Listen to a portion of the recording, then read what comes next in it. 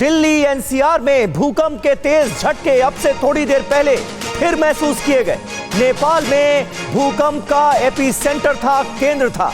नेपाल में Richter scale पर भूकंप की तीव्रता 5.6 मापी गई है। 3 दिन में दूसरी बार भूकंप के झटके महसूस किए गए हैं। तो दिल्ली एनसीआर की धरती एक बार फिर हिल गई।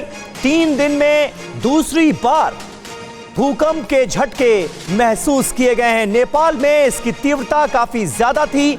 नेपाल में रिक्टर स्केल पर 5.6 इस भूकंप की तीव्रता मापी गई और नेपाल में ही इस अर्थक्वेक का एपिसेंटर था, केंद्र था।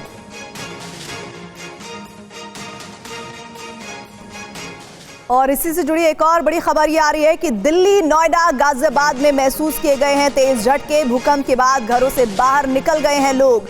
और सबसे डरने वाली बात, चिंता में डालने वाली बात यह है कि बीते 3 दिन में दूसरी दफे है जब इस तरह के भूकंप के झटके आए हैं।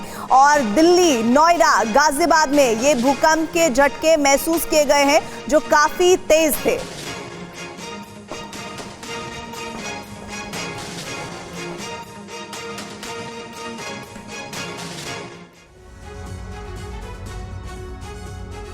तीन दिन में दूसरी बार आया है ये भूकंप, यानी 3 दिन में दूसरी बार भूकंप के इस तरह के झटके महसूस किए गए।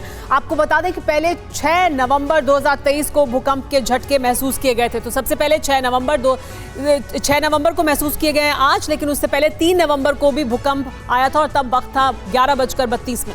जी हाँ, 3 नवंबर 2023 को जो भूकंप आया था उसकी तीव्रता 6.4 थी और अब जो भूकंप की तीव्रता है वो 5.6 मापी गई है। और भूकंप का केंद्र नेपाल में था, इसका एपिसेंटर नेपाल में था, वहां सबसे ज्यादा इस भूकंप का असर हुआ। जी हाँ, जैसा कि समीर बता रहे हैं, 3 नवंबर 2023 को जब भूकंप आया था तो भूकंप का केंद्र जाजरकोट नेपाल में था और अब एक बार फिर भूकंप का केंद्र नेपाल में महसूस किया गया है और इस वजह से एक के बाद एक ये 2 बार झटके महसूस किए गए हैं। जी हाँ, भूकंप की गहराई जो है वो 10 किलोमीटर है, यानी आज जो भूकंप आया है उसकी तीव्रता का अंदाजा आप इससे लगा सकते हैं। गहराई 10 किलोमीटर और भूकंप की गहराई इससे पहले भी जो भूकंप आया था 3 नवंबर को, उसकी भी बिल्कुल सेम गहराई थी।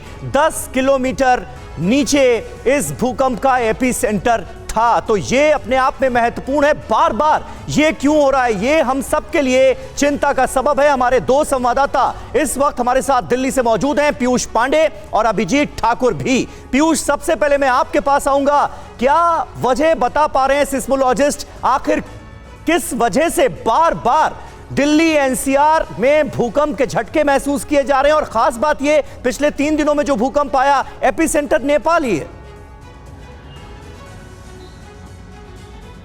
बिल्कुल समीर, देखिए ऐसा है कि जो हिमालय की रेंज है उसकी श्रृंखलाएं हैं, वहाँ पर जो नीचे सतह में जो टेक्टोनिक प्लेट्स हैं वो 7 प्लेट्स हैं और ऐसी स्थिति में जब वो प्लेट्स मूव करती हैं, आपस में टकराती हैं, तब ये भूकंप आते हैं और इसका कोई पूर्वानुमान नहीं लगाया जा सकता। पिछले 3 दिनों में जो भूकंप आए हैं उनकी रिएक्टर स्केल पर जो तीव्रता नापी गई है वो 5.5 से ऊपर रही है।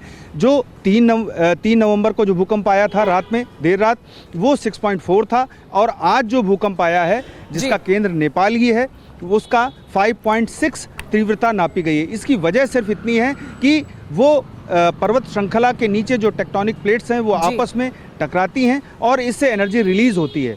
अगर ये एनर्जी कम होती है रिलीज, यानी कि जो रिएक्टर स्केल पर तीव्रता कम आती है, तो वो उसे अच्छा माना जाता है कि एनर्जी रिलीज हो गई। लेकिन जब ये लंबे समय तक एनर्जी रिलीज नहीं होती है तब ये भूकंप के झटके ज्यादा तेज लगते हैं और ऐसे ही महसूस किए जा रहे हैं। अभी हमारे साथ अभिजीत ठाकुर भी मौजूद हैं। अभिजीत, क्या और कोई जानकारी मिल पा रही है इससे संबंधित की, क्योंकि 3 नवंबर को भूकंप के झटके महसूस किए गए, फिर 6 नवंबर को, क्या इस तरह का और मूवमेंट अभी हो सकता है? क्या जो टेक्टोनिक प्लेट्स के बीच जो मूवमेंट है इसकी कोई और प्रेडिक्शन आगे आने वाले समय को लेकर भी क्या की जा रही है कि किसी तरह के मूवमेंट की कुछ इस तरह की स्टडी है क्या?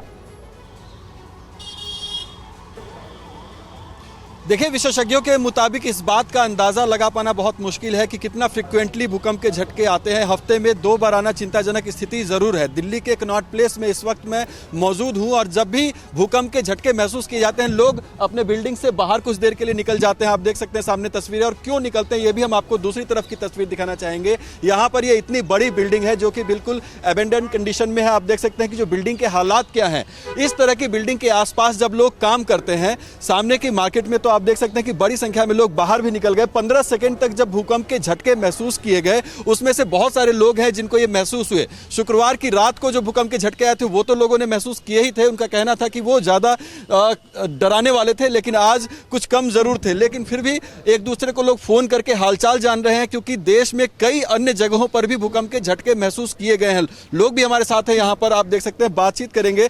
आपको जब भूकंप के झटके आए तो आपने महसूस किए थे, आप बाहर थे या फिर बिल्डिंग के अंदर? बिल्डिंग के अंदर था सर। बहुत ऐसा लग रहा था कि बिल्कुल ही झटके ना, बिल्कुल पंखा हिल रहा था।